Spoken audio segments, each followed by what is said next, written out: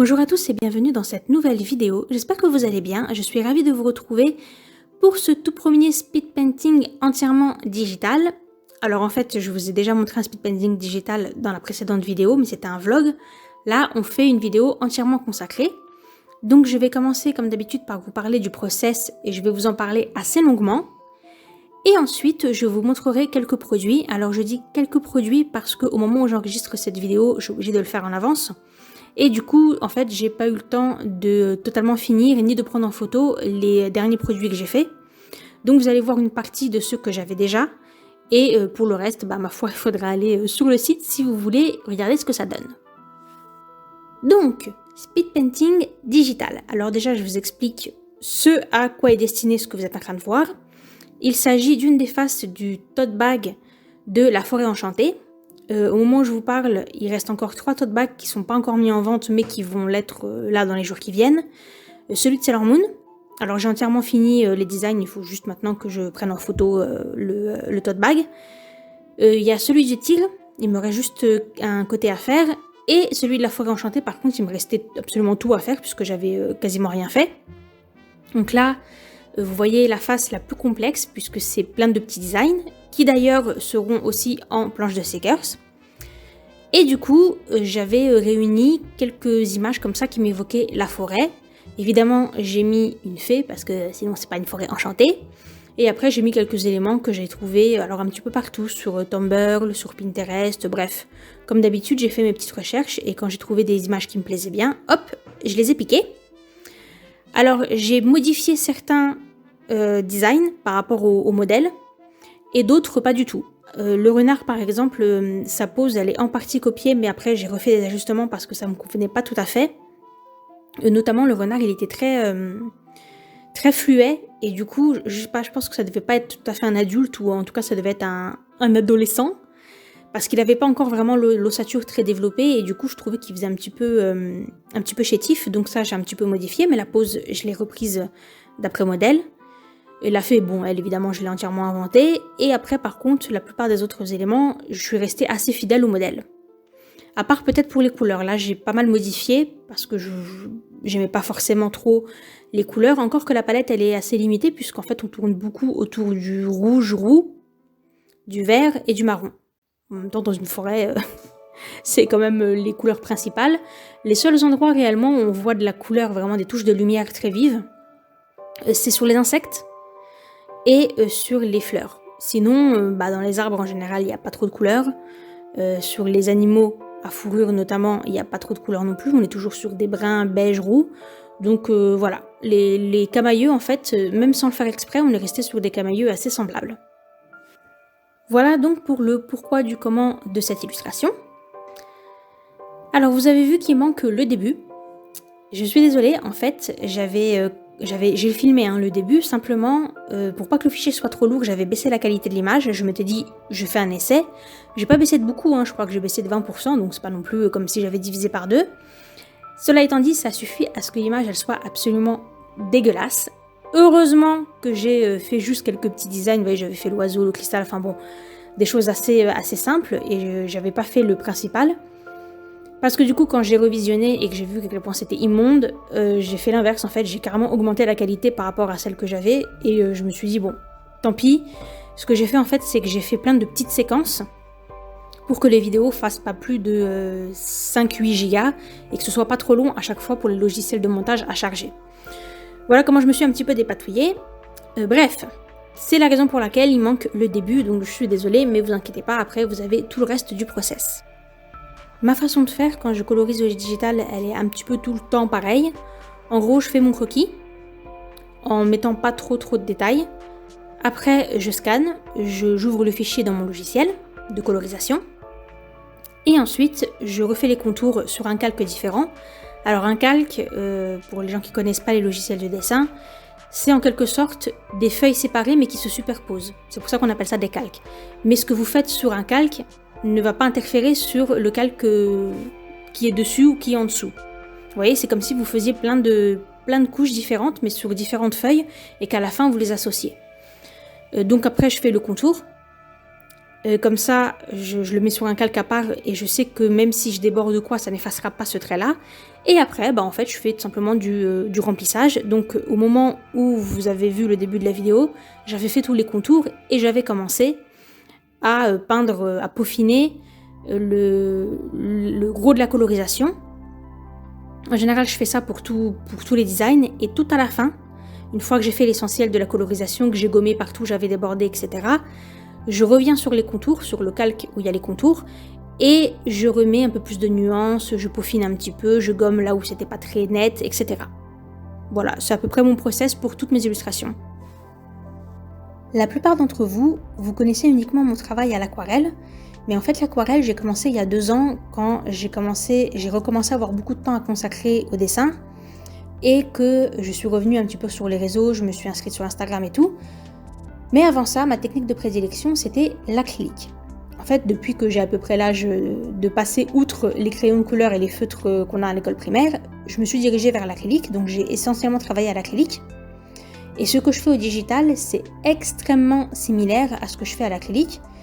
Pour vous dire que quand j'ai commencé le digital, quand j'envoyais mes dessins à mes copines par mail, elles ne savaient pas faire la différence entre ce que je faisais à l'acrylique et ce que je faisais au digital. Pour vous dire à quel point c'est similaire.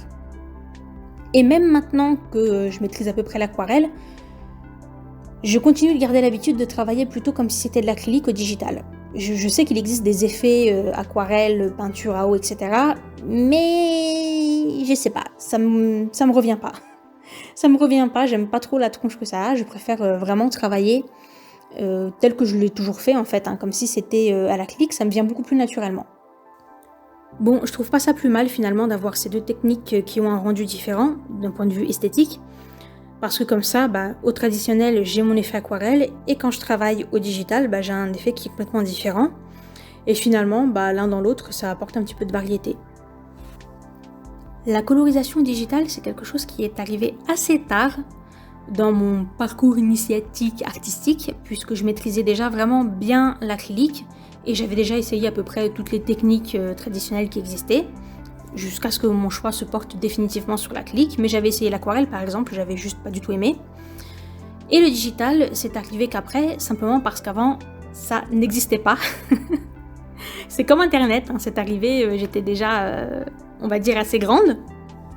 Et du coup, le digital, c'est arrivé avec des petites tablettes vraiment basiques. Il n'y avait que Wacom à l'époque, et je crois qu'il n'y avait que 2 modèles de tablettes qui étaient accessibles en magasin. Et alors, un logiciel de dessin, c'était pas tellement mieux. Alors, je dis pas que c'était tout ce qui existait, mais c'était pas pour... ça existait déjà avant, mais c'est comme internet en fait, ça existait avant, mais c'était pas pour le grand public, c'était que pour les grandes structures, c'était que pour un usage professionnel, etc. C'est arrivé assez tard dans les foyers, et ça coûtait très cher, comme à chaque fois qu'il y a une innovation, vous savez, au début ça coûte toujours hyper cher. Moi j'avais dû lâcher quelque chose comme la moitié de ma paye pour pouvoir m'acheter ma première tablette, et quand je pense à quel point c'était basique de chez basique, c'est impressionnant de voir par rapport à maintenant, enfin bref. Donc la tablette c'était une chose, mais c'est qu'après il fallait le logiciel. Alors à l'époque il n'y avait que 2 logiciels, c'était Painter et Photoshop. Les 2 étaient très chers, Photoshop... en fait je dis ça, je crois que c'est toujours extrêmement cher, je crois que c'est autour des 1000 €, enfin bref. Photoshop c'était le plus connu parce qu'il avait un système de calque, et il me semble que Painter, le souci principal de ce logiciel, c'est qu'il avait des très jolis effets, mais il n'avait pas de système de calque. Or, sans les calques, la colo au digital, ça perd grandement de son intérêt. Donc j'avais opté pour une alternative beaucoup moins chère, c'était quelque chose comme 50 €, qui s'appelle Open Canvas. Alors je ne sais pas si ça existe encore, c'est un logiciel japonais, mais il y avait une version anglaise pour les étrangers, il fallait le payer en ligne et le télécharger. Et je peignais avec ça. Alors c'était beaucoup plus basique que Photoshop, mais bon, de toute façon vu le prix, voilà. Et puis il y avait quand même des effets, et surtout il y avait des calques. Donc ça c'était, on va dire que c'était le principal. Et voilà, j'ai fait ma vie avec ce logiciel pendant hyper longtemps. Parce que pendant hyper longtemps, il n'y avait pas tellement d'alternatives. Après, Painter s'est beaucoup amélioré, sauf que ça reste hors de prix, encore aujourd'hui. Donc j'ai continué comme ça, ma tablette je l'ai eue pendant 10 ans, j'ai eu 10 ans la même. Et ouais, à l'époque on savait faire des trucs robustes, parce que je peux vous dire qu'elle a déménagé, elle en a vu du pays, je l'ai trimballée avec moi pendant 10 ans, et elle a tenu le coup. Simplement au bout d'un moment elle est devenue un petit peu obsolète. Et du coup, je l'ai remplacé par une autre Wacom qui est aussi la tablette que j'utilise actuellement. Hein. C'est une tablette toute basique. Et j'ai pris le modèle le plus petit, le moins cher, enfin voilà. Ça me va très bien. Et par contre, le logiciel, là, j'ai Painter Essentials, qui est en fait une version très allégée et du coup beaucoup moins chère du Painter normal. Je crois que celui-ci m'avait coûté quelque chose comme 45 €, je l'ai acheté il y a quelques années. Maintenant il doit y avoir des versions plus récentes, mais enfin bref. Tout ça pour dire que ça ressemble énormément à OpenCanvas. Et du coup quand j'ai eu le choix, j'ai préféré prendre Painter Essentials parce que déjà c'est en français et puis c'est très sûr, Painter c'est très connu, c'est des logiciels qui sont très sophistiqués. Et j'ai tout de suite accroché avec j'avais fait la version d'essai et j'ai tout de suite accroché avec l'outil que j'utilise là, de bout en bout. Hein, j'utilise qu'un seul outil parce que de toute façon, j'ai même pas essayé de maîtriser les autres. C'est l'outil craie. Bon, après, à vous de décider si vous trouvez que ça ressemble vraiment à de la craie ou pas. Moi, je trouve pas tellement, mais bon, bref. Pour moi, ça ressemble plus à du crayon à la limite, mais bon, passons. Peu importe, c'est l'outil craie que j'utilise et puis donc après, j'ai mes petits calques et ça marche impec pour moi comme ça. Alors je sais pas si les méthodes que j'utilise c'est vraiment les plus appropriées, les plus faciles, s'il n'y a pas des façons plus simples de faire. Mais moi c'est comme ça que je fais et ça me convient. Tout cela étant dit, je pense que ça a été une bonne chose pour moi que le digital ça n'existe pas dans ma prime jeunesse. Parce que toutes les personnes que je connais et qui ont commencé par maîtriser du digital avant de vouloir se frotter au traditionnel n'ont jamais réussi. Et à l'inverse, les gens qui travaillent d'abord au traditionnel, qui maîtrisent une technique et qui après tentent le digital, ont beaucoup moins de difficultés. Parce qu'en fait, le digital, c'est une technique. Alors évidemment, il faut quand même apprendre, hein, je dis pas qu'on y arrive du premier coup, mais c'est une technique en version beaucoup plus facile. Parce que déjà, au niveau des outils, il y en a qu'un, c'est ta tablette et ton stylet. Après, il y a différents effets, mais ça, c'est pas des outils, c'est juste différents effets que le logiciel produit. Donc déjà, quand t'as qu'un seul outil, c'est sûr que c'est pas pareil que quand tu dois maîtriser plusieurs pinceaux, plusieurs types de papier, apprendre comment ils réagissent les uns envers les autres, les différentes techniques quand vous les mixez, les différents additifs, par exemple avec l'huile, il y a énormément de produits. Donc tout ça, c'est des choses qui n'existent pas avec le digital. Et puis surtout, le grand intérêt du digital, c'est que vous pouvez varier à l'infini, revenir en arrière, annuler une erreur, etc., etc. Chose que vous ne pouvez pas faire au traditionnel. Au traditionnel, vous devez non seulement maîtriser vos outils, ensuite vous devez, si vous voulez mixer les techniques, vérifier comment elles fonctionnent entre elles, et surtout, vous devez planifier tout ce que vous faites. Ça va du choix de l'outil à la façon dont vous allez peindre, aux différentes couches que vous allez mettre et dans quel ordre, parce que vous ne pouvez pas varier comme vous voulez. Une fois que c'est fait, c'est irrémédiable. Donc tout ça, ça fait que le traditionnel, c'est beaucoup plus complexe et ça vous impose beaucoup plus de rigueur que le digital et c'est ce qui fait que après c'est beaucoup plus facile de maîtriser le digital que l'inverse, que de procéder dans l'ordre inverse. Dernier petit point que je voudrais aborder concernant la colorisation au digital, soyez très vigilants parce que les couleurs que vous avez sur votre écran, ce ne sont pas les mêmes couleurs que celles que vous allez imprimer. Et là, je ne veux pas parler de simplement les différences qu'il y a entre les différents écrans, parce que vous savez, les couleurs sur votre écran, c'est pas les mêmes que celles sur votre téléphone portable, qui sont elles-mêmes pas les mêmes que celles de l'écran de l'ordinateur du voisin, etc. Déjà là, il y a des nuances. Mais de toute façon, les couleurs d'écran ne sont pas les mêmes que celles qu'on peut imprimer, puisque votre écran, il est en RVB, rouge, vert, bleu, alors que vous imprimez en CMJN, cyan, magenta, jaune, noir. Ça veut dire que vous avez beaucoup plus de couleurs disponibles sur votre écran que vous ne pouvez réellement en imprimer. Le piège, donc, vous l'aurez compris, c'est un piège dans lequel je tombe souvent, c'est que vous utilisez des couleurs qu'en réalité, vous n'allez pas pouvoir imprimer. Ça, c'est vrai pour toutes les couleurs vives, évidemment tout ce qui est fluo, etc. Et pour certaines nuances très particulières, genre les turquoises, en fait, tout ce qui nécessite des variantes de couleurs primaires. Par exemple, si vous voulez du orange bien pétant, vous devez utiliser certes du rouge, mais plutôt du jaune citron. Sinon, vous allez vous retrouver avec une couleur beaucoup plus atténuée. Sauf que dans vos cartouches d'encre, et c'est vrai aussi chez les professionnels, le jaune, c'est du jaune primaire, c'est pas du jaune citron. Donc vous pouvez pas avoir de orange très vif. C'est pareil pour les turquoises, pour certains verts, etc. Donc bon, moi je le subis plutôt pas mal avec le vert. Systématiquement, quand j'utilise un verre, j'ai la moitié des couleurs qui disparaissent quand je les imprime, parce que je peux pas m'empêcher d'aller vers les couleurs, qu'en plus ce sont des couleurs que moi j'ai en peinture, donc c'est d'autant plus frustrant que quand je les vois imprimées, bah, elles n'existent plus en fait. Mais bon, voilà, c'est le piège dans lequel je tombe, et donc soyez très vigilants. Si vous faites des dessins sur ordinateur et que vous prévoyez de les imprimer après, vérifiez que vous avez utilisé des couleurs qui sont imprimables.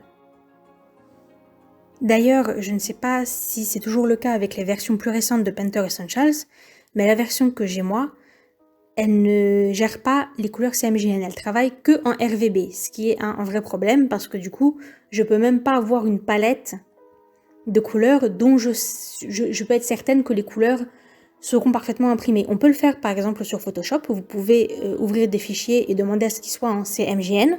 Comme ça, vous êtes sûr que vous n'aurez pas de mauvaises surprises. Mais avec Painter, on peut pas. Voilà. Donc ce logiciel-là, pour ces illustrations-là, j'ai pas eu trop le souci. Mais quand j'ai un doute, j'ai enregistré une palette de couleurs CMYN et je l'ouvre à côté.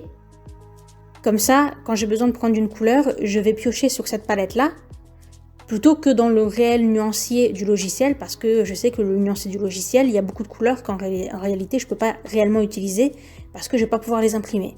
Encore une fois, c'est un problème uniquement si vous voulez imprimer vos dessins. Et bien voilà, je crois que j'ai fini tout ce que j'avais à dire concernant l'illustration au digital. Maintenant, je vais vous parler des nouveaux produits de ce mois-ci, qui sont les derniers de cette année. Alors je vais pouvoir vous montrer que certains produits, comme je vous le disais au début de la vidéo, j'ai pas fini de prendre en photo, voire même fini tout court certains produits. Parce que là il reste encore à peu près une semaine avant la fin du mois et du coup il me reste je crois 2 designs à faire et après j'aurai tout. Mais normalement tout devrait être prêt pour le 1er décembre. Donc c'est l'essentiel. De toute façon, même si je ne peux pas vous les montrer, je vais quand même vous expliquer ce qu'il y a. Puis comme ça vous saurez si ça vous intéresse ou pas. Je commence donc par vous montrer les nouveaux badges. Alors, j'ai refait les Ghibli, les Zelda et la forêt enchantée. Simplement, c'est les mêmes designs, simplement je les ai faits à l'ordinateur.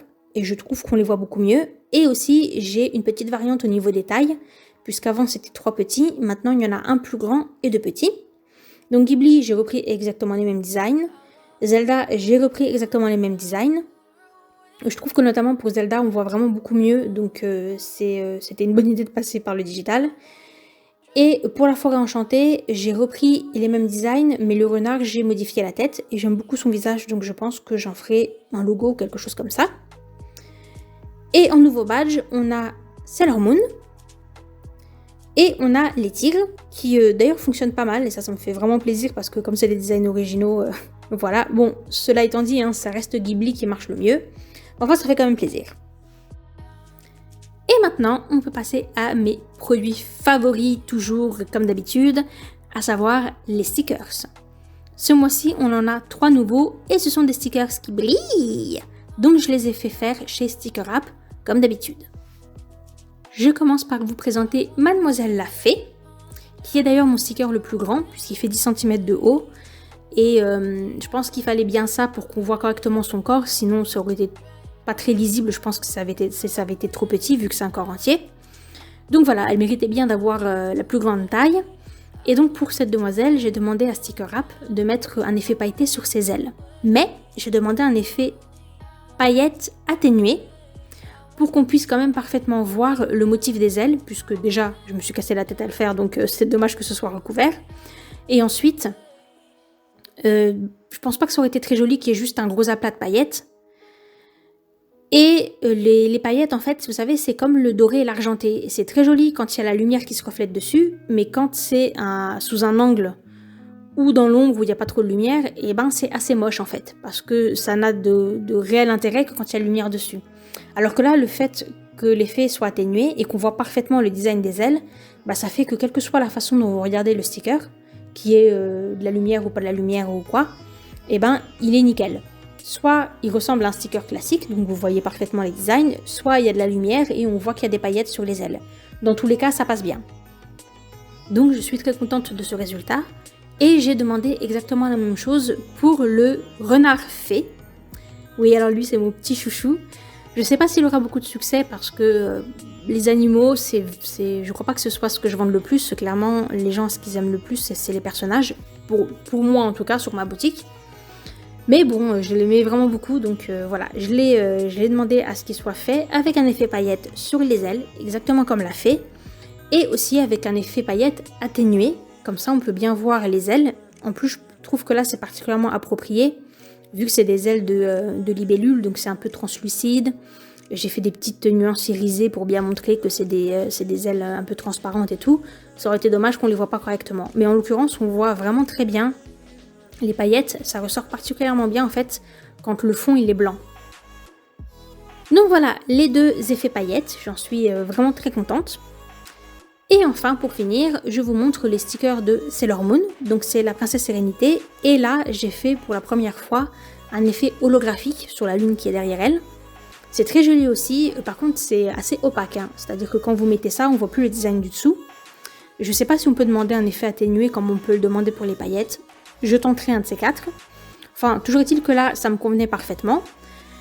Et du coup, ce sticker, il est destiné à aller rejoindre le bundle de Sailor Moon. Parce que donc les derniers produits, que je ne peux pas vous montrer là parce que j'ai pas encore les photos, mais qui seront dispo d'ici le mois de décembre, ce seront donc le lot complet de Sailor Moon. À l'instar de ce que j'ai fait pour Ghibli et pour Zelda, vous aurez un bundle avec l'ensemble des produits sur le thème de Sailor Moon. Donc le tote bag, j'ai fini les designs, il faut juste maintenant que je fasse les tote bags. Ensuite, vous aurez la même chose pour les tigres. Donc il y aura une planche de stickers et aussi le tote bag. Et enfin, on aura la même chose pour la forêt enchantée, tote bag et planche de stickers, ce qui va bien. Et comme ça, on aura la totalité des produits pour cette année. Je pense que ça fera suffisamment de variétés. Il y a déjà pas mal de variétés au niveau des produits. Il y a des tote bags, il y a des planches de stickers, c'est des stickers individuels avec des effets. Il y a des badges, il y a des prints, donc je pense que là on est pas mal. Et puis il y aura 3 thèmes licences et quand même 2 thèmes qui sont vraiment personnels, donc la forêt enchantée et les tigres. Je sais bien que c'est pas ceux qui vont marcher le plus, d'ailleurs je vois déjà bien que ce qui cartonne vraiment c'est Ghibli. Mais bon, je les ai fait comme ça, je suis assez satisfaite de me dire qu'il n'y a pas que des produits licences et que je peux quand même faire des choses avec mes propres dessins. Et puis j'espère qu'au fur et à mesure du temps, ce seront mes designs originaux qui prendront le pas sur tout le reste. On verra bien, enfin en tout cas, j'ai bien bossé, donc maintenant, je pense que la boutique elle est bien remplie. Et bien voilà, on arrive à la fin de cette vidéo. J'espère que vous avez aimé ce speed painting un petit peu différent puisque au digital. Le design que vous voyez là, ce sera donc pour l'une des faces des tote bags de la forêt enchantée. Et il y aura la version planche de stickers. Alors évidemment, pas avec tous les designs que vous voyez à l'écran parce que ça en fait trop pour rentrer sur une planche de stickers. Mais je vais en prendre quelques-uns, je vais en sélectionner quelques-uns. Par exemple le renard, la fée, l'écureuil, ceux qui me semblent les plus importants. Et je vais en faire une planche de stickers également. Ensuite, pour les autres produits, je vous invite à aller regarder sur la boutique si ça vous intéresse. En tout cas, j'espère que ceux que vous avez pu voir là vous ont plu. Dites-moi comme d'habitude lequel vous préférez, ça me ferait bien plaisir. Je vous remercie d'avoir regardé la vidéo, j'espère que vous avez passé un bon moment. On se retrouve la semaine prochaine pour un studio vlog. Et d'ici là, portez-vous bien. Bye!